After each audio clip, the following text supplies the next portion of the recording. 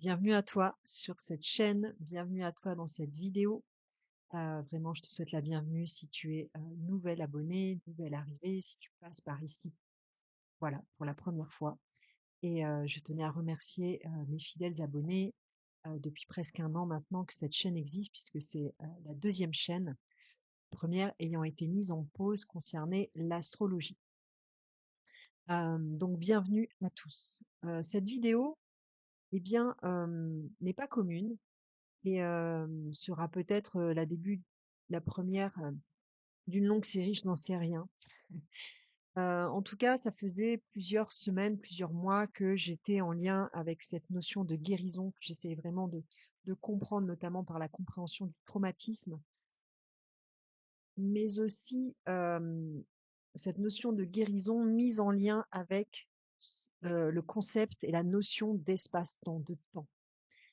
Il y a un peuple qui m'a beaucoup inspirée pour cette, vidéo que je vais vous faire,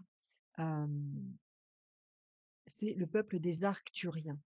C'est un peuple qui est en lien avec la planète Arcturus et qui est très au fait de la guérison, qui est passé maître, qui excelle dans l'art de la guérison. Ils aident beaucoup les êtres humains dans leur processus de guérison personnelle. Et bien sûr, l'humanité dans son processus de guérison commune, collective. Donc, il y a cette notion ici que je vais vous développer justement en lien avec cet espace-temps et cette guérison. Donc, en tant qu'être humain, eh bien, nous connaissons le temps. L'être humain a créé le temps, a cherché à diviser le temps, à le à l'appréhender d'une manière qui puisse être la même tous les jours, qui puisse être cyclique, donc la diviser en heures, en secondes, en années, en minutes, enfin voilà, je vous refais pas. Et, euh, et c'est une notion très humaine et très ancrée que ces frises que vous avez tous vues historiques durant votre scolarité, où eh bien on part de la naissance de l'univers, la création de la Terre, pour remonter petit à petit à ce fameux instant présent qui est ici et maintenant, mais aussi pour aller vers un futur hypothétique, voilà, qui a inspiré et qui inspire beaucoup, notamment au niveau des films, des livres, voilà.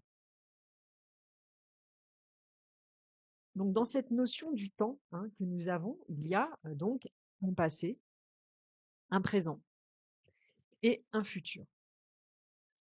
Alors, en même temps, la physique quantique, à laquelle je m'intéresse aussi beaucoup, a démontré plein de choses, a démontré que en fait le temps était simultané. Il y a des théories comme quoi le temps est simultané, c'est-à-dire le passé, présent et le futur se passent en même temps.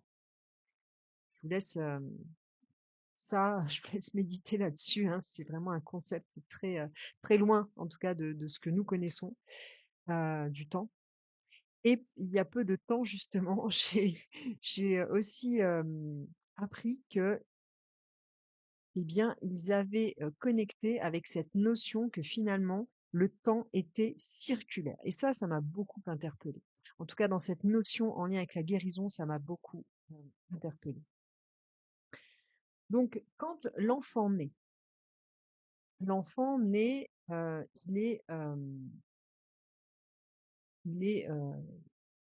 vraiment dans l'unité. Il vient d'un endroit qui est l'unité. Donc, il n'est qu'amour, en fait.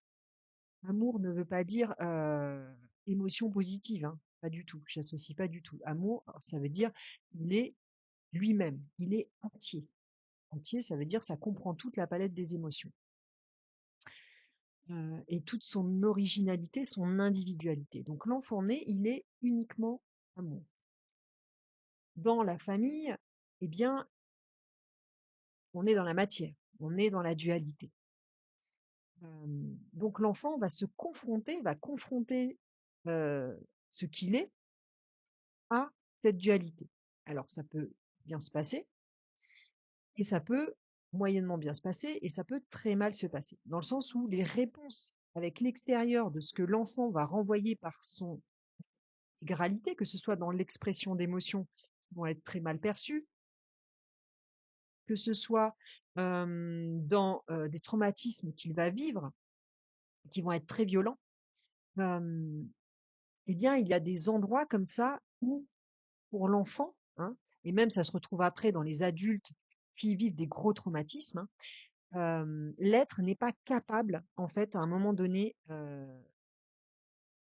l'événement qui arrive, l'événement que l'être subit, est beaucoup trop, dépasse la structure, dépasse ce que nous sommes et ne peut pas être accueilli. Souvent, à ce moment-là, il y a une part de l'âme qui décide que c'est vraiment, vraiment trop dur, qui décide de partir, qui se dit: «Moi, je me barre de là, je me barre de là, ça me va pas du tout. Je veux pas, je veux pas participer à ça, en fait, hein. Je veux pas être témoin de cela, donc je m'en vais». Le problème, c'est qu'à cet endroit-là, ça crée comme, dans notre, cerveau, hein, mais pas que, on le verra après, dans notre cerveau, ça crée un endroit vide. Ça crée en fait, un endroit où la vie ne circule plus, puisque notre âme, c'est l'essence de vie, hein. Ça crée un endroit mort, en fait, hein, pour résumer, ça fait créer un endroit où il y a quelque chose qui va se figer. Quelque chose qui va se figer et qui va rester bloqué à cet endroit-là dans le temps, sur cette ligne temporelle. Et on a plein d'endroits comme ça où il y a des endroits figés dans cette ligne temporelle. Donc, cet amour, hein, avec lequel l'enfant arrive, on peut dire que, enfin, cette unité, on peut dire que c'est de l'amour, on peut dire que c'est cette vacuité, hein, en quelque sorte. On peut dire que c'est l'ici et maintenant, hein. C'est le moment présent. On l'appelle comme on veut, en fait, hein. Donc, l'enfant, il est obligé de s'adapter. Je parle beaucoup des traumas de l'enfant, même si après on peut en vivre adulte, mais dans l'enfance, c'est là souvent où se joue beaucoup de choses parce que l'enfant n'est pas autonome et pour survivre, eh bien, il est obligé de se conformer, de se plier, de se soumettre, en fait, souvent à ces violences. Et il ne peut souvent pas fuir, ce qui est quand même un réflexe normalement primordial quand il se passe quelque chose de violent. Donc, il y a vraiment des parties qui se figent et des choses qu'on ne peut pas recevoir. Donc cela crée, vous l'aurez compris, plein de fragmentations en fait de l'être, de l'âme, une espèce de morcellement de soi en fait, comme des parts qui sont figées à des endroits différents, donc de cette ligne temporelle. Donc à cet endroit-là, ces endroits en fait, l'énergie normalement, lorsque l'enfant naît, je reprends cet exemple, l'énergie circule librement et si vous me suivez sur la chaîne, j'en parle régulièrement.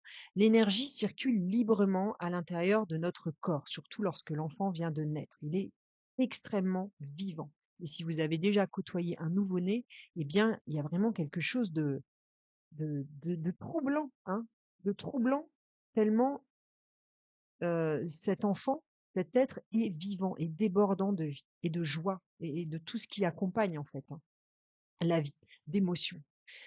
Et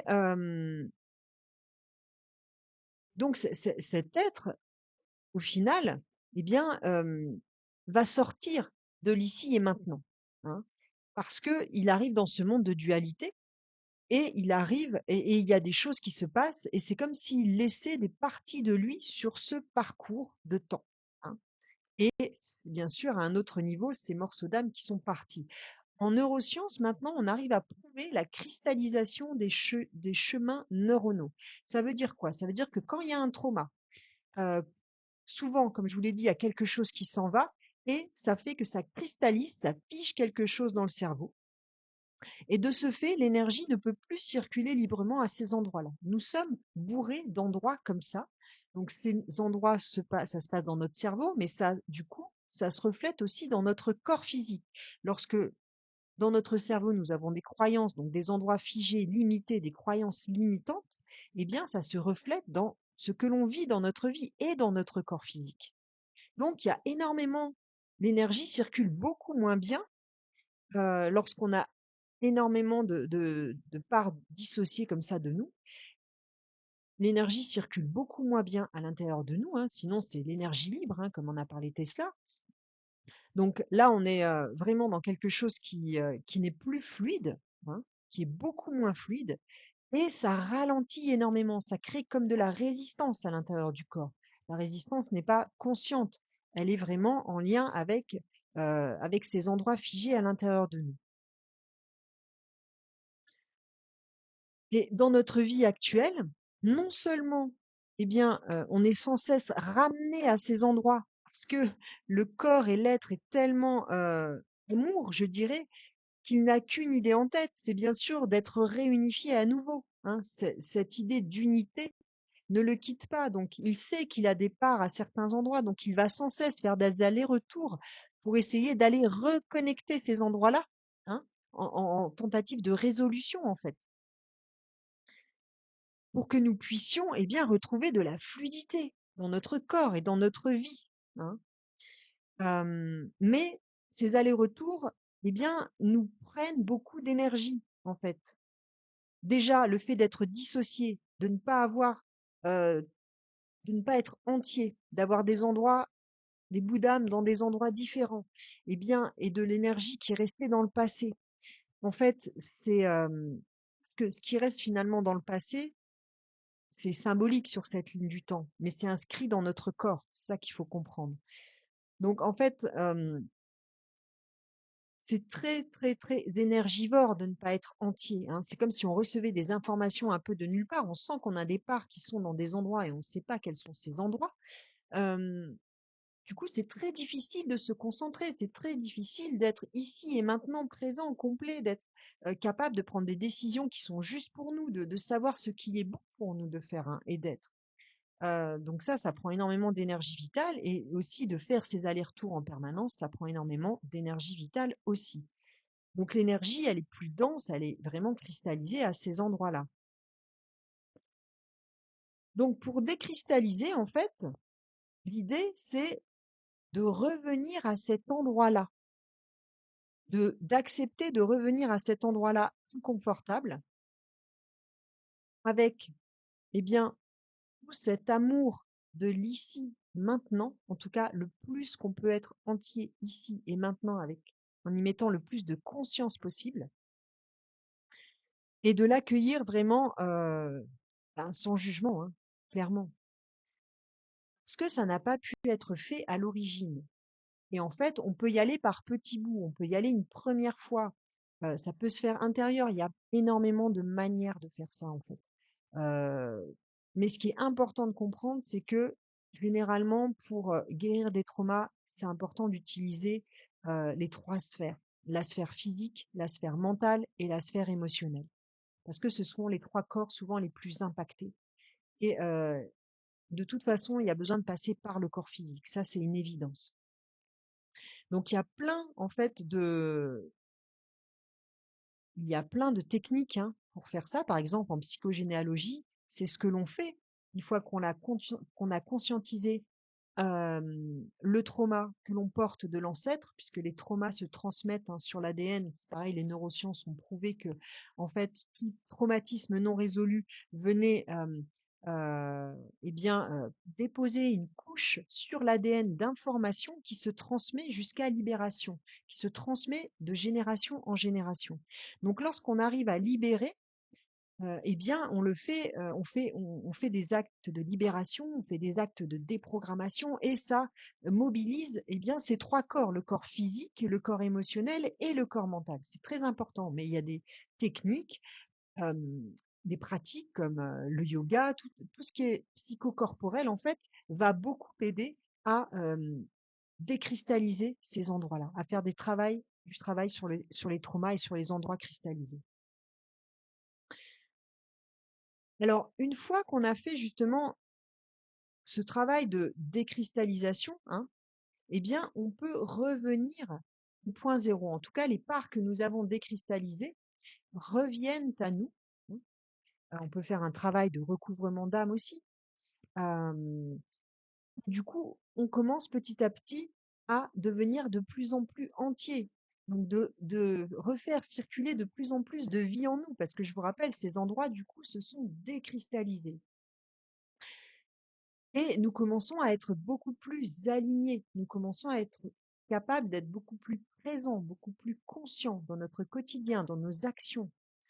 Hem Et ça améliore aussi beaucoup notre santé, hein, parce que notre vibration, eh bien, s'élève, hem, l'énergie circule beaucoup plus librement, donc évidemment que tout le corps s'en porte beaucoup mieux. C'est pour ça que c'est important de faire un travail sur ses croyances, parce que souvent les croyances, sont issues de nos traumas ou sont issues, encore pire, des traumas vécus par nos ancêtres qui se sont transmis, hein. Parce qu'il y a les traumas que nous vivons dans notre vie, qui nous appartiennent, mais il y a des traumas qui sont reliés à d'autres traumas et répétitions de la lignée.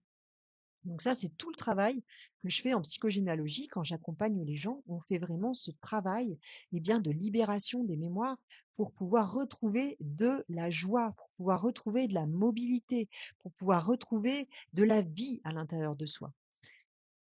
Alors, par exemple, dans la Bible, hein, on nous parle de temps de vie très, très long pour certains êtres comme, Moïse, Enoch, enfin, je veux dire, ils ont des temps de vie qui étaient de 900, 500 ans. Mais dans notre esprit humain, c'est inconcevable. Mais si on prend conscience que, lorsque l'énergie circule librement dans notre corps, eh bien, on gagne beaucoup, en vitalité. Bien sûr qu'on peut vivre beaucoup plus longtemps en faisant tout ce travail de déconditionnement, d'aller voir toutes ces croyances. Parce que on crée quand on crée un futur à partir d'un passé, c'est-à-dire que notre passé va créer des croyances. On a vécu un traumatisme. Donc ce traumatisme, du coup, a généré des croyances dans notre cerveau, hein. Bah, si je fais ça, je peux risquer ma vie, donc je me limite à une certaine hauteur. Si, je vais à cet endroit-là, il peut m'arriver ça. Je peux me faire manger par, je sais pas, un crocodile, je dis n'importe quoi. Donc, je vais pas du tout, avoir envie, d'aller, voyager, par exemple, et je peux très bien avoir une phobie de l'eau, hein, par exemple. Donc tout ça, c'est des schémas inconscients qui rentrent comme ça et qui, par définition, sont inconscients, donc on n'en a pas conscience. Et puis dans votre vie, vous vous demandez pourquoi vous avez peur de l'eau. Et puis pourquoi, vous avez peur, de prendre l'avion, de voyager ou de prendre le bateau, je sais pas, que sais-je. Donc en fait, quand on pense notre futur à partir de ce présent-là, par exemple, de ce passé-là, par exemple, reprenons l'exemple du voyage, eh bien, on ne va pas s'autoriser à voyager dans le futur. Parce que dans notre esprit, il y a comme un blocage, c'est trop compliqué, trop dangereux. Donc, par exemple, si, du coup, notre mission d'âme, elle est en lien avec le voyage, bah, forcément, on sera à côté, hein.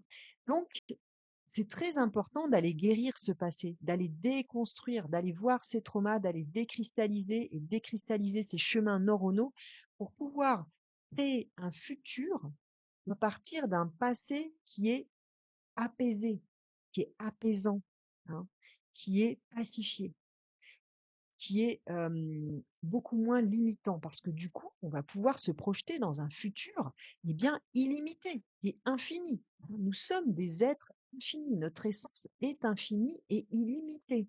Qu'est-ce qui fait qu'on est autant limité? Mais ça se joue dans le cerveau. Donc toutes ces déprogrammations, c'est tout un travail qu'on fait en psychogé, de déprogrammation, de reprogrammation du cerveau, parce que c'est très important. Nos croyances, en fait, dirigent notre vie, tout simplement. Et souvent aussi en psychogénéalogie, on va aller terminer des processus qui n'ont pas pu être terminés, par exemple, dans la lignée, des processus de deuil, des processus, enfin, il y a plein de choses, terminer des processus et aussi faire des actes symboliques pour vraiment ancrer dans la matière, avec un dessin, avec un rituel, ancrer dans la matière, quelque chose de nouveau, donner ce nouveau départ dans la matière. C'est très important.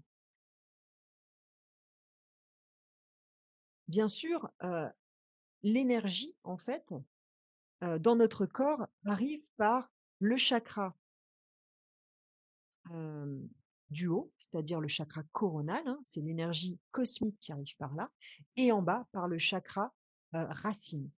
L'énergie cosmotellurique se rejoint dans notre cœur, qui lui est une porte, dans le chakra du cœur, qui lui est une porte vers cette unité, hein, qui est une porte vers cette multidimensionnalité, vers cet univers. Nous sommes reliés en permanence à toute l'information universelle. Seulement, lorsque nous avons beaucoup de cristallisation à l'intérieur de notre corps, eh bien, cette information a beaucoup de mal à circuler. Et souvent, les premiers endroits engorgés, ce sont les chakras qui, normalement, sont là pour transformer l'énergie, pour l'abaisser, abaisser la fréquence pour qu'on soit capable de la cueillir à l'intérieur de nous. Euh, Si tu vas sur mon site web, il y a un soin que je propose qui s'appelle le soin harmonie.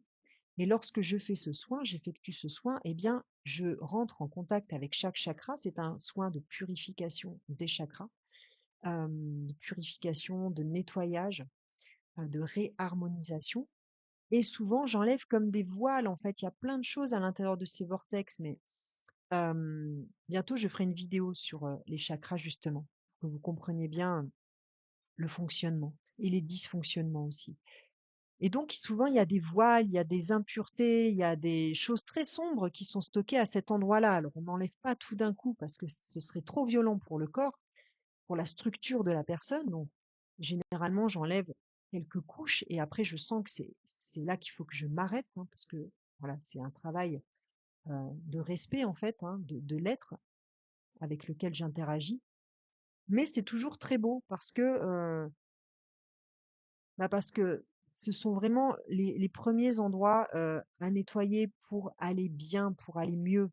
Ils sont en lien vraiment avec cette énergie de vie qui nous traverse. Donc, si nous voulons être plus vivants, eh bien, c'est comme une voiture. Si vous voulez que votre voiture, elle roule bien, c'est important de faire la vidange. C'est important de changer les pneus, de faire la géométrie, de faire les réparations. On ne peut pas tout faire d'un coup. Tout n'est jamais à faire d'un coup. Mais voilà, cet entretien est très important. Alors, il est important pour le corps physique, mais aussi pour les corps énergétiques. Donc, c'est tout le travail qu'on fait en soins énergétiques, en soins vibratoires. Et il y a aussi cette notion, bien sûr, du coup, que lorsque lorsqu'on guérit ces endroits où il y a eu des traumatismes, c'est comme s'il y avait des repères sur cette ligne de temps, sur notre ligne de vie temporelle de vie à nous. On peut retirer petit à petit toutes ces balises. Et du coup, on a moins besoin dans le présent d'aller faire ces allers-retours en permanence vers ce passé, puisqu'il n'y a plus rien à guérir, il n'y a plus rien à récupérer. On a tout récupéré, nous sommes entiers. Enfin, nous sommes beaucoup plus entiers. Donc du coup, ça permet d'être beaucoup plus présent dans l'ici et maintenant. Ça permet vraiment, et c'est pour ça qu'il y a cette notion aussi très présente dans ce que je recevais comme message, c'est lorsque nous guérissons, hein, et là j'en reviens à ce que je vous partageais au début, où en physique quantique, ils ont découvert que le temps était circulaire, et bien finalement, lorsque nous guérissons le passé, hein, la boucle est bouclée. L'espace-temps se dissout et il disparaît. Et en fait, on revient au point zéro. En fait, le passé, le présent et le futur, eh bien, ont lieu ici et maintenant en même temps, dans l'ici et maintenant. Parce que il n'y a plus rien à aller chercher au passé. On est ici dans le présent. Et c'est en étant ici pleinement présent et joyeux et en paix dans ce présent que nous créons le futur. Nous le créons à l'instant présent. Donc tout redevient un. Je regarde s'il y a des choses que que j'ai oublié de vous partager, mais je crois que et donc du coup, oui, lorsque on décristallise, que ce soit, notre système de croyance, mais du coup, notre corps, notre vie, en fait, hein, on on accède à beaucoup plus de synchronicité, à beaucoup plus de synchronisation, en fait, hein. Il y a vraiment on se syntonise avec l'univers entier, hein. Donc, c'est beaucoup plus fluide, en fait, dans notre vie, hein, clairement. C'est beaucoup plus fluide et il y a aussi cette notion, où on accepte, où on comprend que la vie finalement, eh bien, est impermanence, que l'impermanence des choses, c'est la normalité, hein. Encore une fois, je vous parlais du début du bébé qui, qui est amour, qui est unité, mais l'unité, c'est tout et son contraire. Donc, lorsqu'on accepte, lorsqu'on décristallise, on comprend que la vie est mouvement, que la vie est sans cesse en changement, et ben, nous acceptons que dans notre vie, eh bien, au cours de la journée, on peut passer par toutes les émotions. Et c'est pas un problème, puisqu'on se laisse juste traverser. Il n'y a plus de cristallisation qui bloque. Donc, l'énergie nous traverse, elle passe justement euh, de, de cette énergie cosmique, ça nous traverse à l'intérieur et on relâche à la Terre, en fait.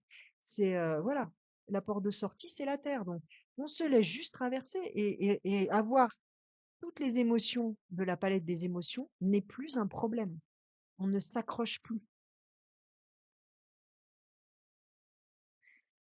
Donc, du coup, ben, la vie est beaucoup plus fluide, beaucoup plus joyeuse, beaucoup plus paisible. Parce que, bah, comme les enfants, on peut rire et 2 minutes après, on peut pleurer. Et puis 3 minutes après, on peut être en colère. Et puis 5 minutes après, on peut rigoler. Donc, c'est assez magique, en fait, de juste se laisser traverser. Donc, plus on va faire ce travail de décristallisation des croyances, des schémas neuronaux, et bien, plus, voilà, dans notre vie, la fluidité va s'installer. Et c'est cette énergie, eh bien, parce qu'il y a eu la pleine lune il n'y a pas longtemps là en Lion, dans l'axe Lion-Verseau, c'est cette énergie-là qui nous parle de, eh bien, l'ère du Verseau. L'ère du Verseau, c'est quoi? Eh bien, c'est cette ère où tout est fluide en fait, hein. Le Verseau, c'est ça. C'est tellement fluide que la connexion est instantanée. En fait, l'énergie qui circule est remplie d'informations. Et cette information, eh bien, elle nous traverse sans cesse. Elle est contenue dans l'air, elle est contenue dans l'eau, elle est contenue dans ce que nous voyons, elle est contenue dans l'énergie que nous recevons. Euh, donc sans cesse, nous traitons, nous recevons des milliers, des millions d'informations. Et, et le fait de, donc j'ai perdu le fil, désolée, mais j'étais sur l'ère du Verseau. Et l'ère du Verseau, c'est quoi? C'est ça, c'est les compréhensions qui se font instantanément, les connexions. On pense à quelqu'un, tac, il appelle, mais tout de suite. On se dit qu'il faut qu'on aille voir une amie, ben, elle sonne à notre porte 2 minutes après. C'est que des, voilà, c'est la vie qui est fluide et c'est l'ici et maintenant en permanence. Donc, le Verseau symbolise cet esprit collectif. Dans le collectif, qu'est-ce que nous amenons? Si nous amenons, eh bien, notre être dissocié dans le collectif, eh bien, ne nous étonnons pas d'avoir un collectif dissocié et peu conscient. Parce que le collectif, c'est quoi? C'est la somme de tous les êtres que nous sommes, de toutes les croyances, les pensées de tous les êtres humains. Donc, si nous sommes tous dissociés, forcément que ce collectif, et beaucoup se plaignent de la société, mais forcément que ce collectif, eh ben, il vibre quelque chose de pas chouette, quoi, de dissocié, de violent, de triste. Bon, on le voit comme on veut, hein. Moi, ça me fait rire aussi souvent parce que je me dis, mais waouh, merci, quoi. Merci pour le miroir, de voir où on en est, quoi. Ça nous permet de voir où on en est, en fait. Donc, si chacun à son échelle fait le travail sur lui-même, hein, eh bien, il, il amènera dans le collectif quelque chose de beaucoup plus joyeux, de beaucoup plus vivant. Et petit à petit, ce collectif, eh bien, c'est ça, cette ère du Verseau va être beaucoup plus harmonieux, beaucoup plus en joie, beaucoup moins souffrant. Parce que l'idée, là, c'est quoi? Par exemple, moi, à travers mes accompagnements et notamment la psychogénéalogie, eh bien, c'est d'aider les gens à libérer la souffrance qu'ils vivent dans leur vie, notamment, qui leur vient de leur lignée. Et nous avons tous une lignée. Et dans notre lignée, il y a eu tous les traumas du monde, toutes les horreurs du monde. Il y a eu bien sûr des très belles choses, mais ça, on n'y touche pas. Mais il y a eu énormément de souffrances. L'être humain est un être déjà qui a toujours fait la guerre, donc on se traîne des mémoires de guerre, mais depuis des millions d'années. Donc, nous portons ces mémoires. Notre cerveau reptilien agit encore sous le joug de ces mémoires. Donc, tant qu'on ne va pas débrancher ça, enlever ces mémoires, on va pas reprogrammer le système, eh bien, pour beaucoup, c'est encore le mode survie. Pour beaucoup, c'est encore énormément de dissociation. Donc, on a tous un travail à faire à ce niveau-là. Et, pour moi, ça fait partie de l'hygiène personnelle, en fait. Et aussi de ce que je veux laisser à mes enfants. Si je veux vraiment en conscience créer ce nouveau monde, cette ère du Verseau, heu, qui, respire la fluidité et qui permet à chacun d'être pleinement lui-même à chaque instant, eh bien, je me dois de faire ce travail. Moi, je le fais avec joie parce que j'aime faire ça, mais j'ai bien conscience que j'offre quelque chose à mes enfants, que je leur offre déjà le fait de ne pas porter, ce que moi je n'aurais pas résolu, hein. Donc c'est très important, c'est très important. Pourquoi il y a autant d'enfants aujourd'hui qui sont TDAH, qui ont des pathologies, mais dès la naissance? Mais c'est en lien avec des mémoires pour la plupart transgénérationnelles. Ce sont des traumatismes non résolus qui se manifestent d'une façon ou d'une autre. Et c'est vraiment, c'est vraiment très, c'est vraiment une responsabilité de faire ce travail, de prendre conscience qu'on a tous ce travail à faire. Après, il y a plein de techniques pour faire ce travail. Moi, je vous parle de la psychogénéalogie parce que c'est l'outil pour moi que j'ai trouvé pour l'instant pour vous aider, pour aider les gens à libérer cette souffrance. Et moi, j'ai énormément travaillé avec cet outil aussi et je continue encore. Donc, pour moi, c'est l'outil le plus abouti que je puisse proposer pour l'instant. Mais il existe plein d'autres outils. À vous de trouver l'outil qui résonne. À vous de trouver l'outil, eh bien, qui soit le plus juste pour vous.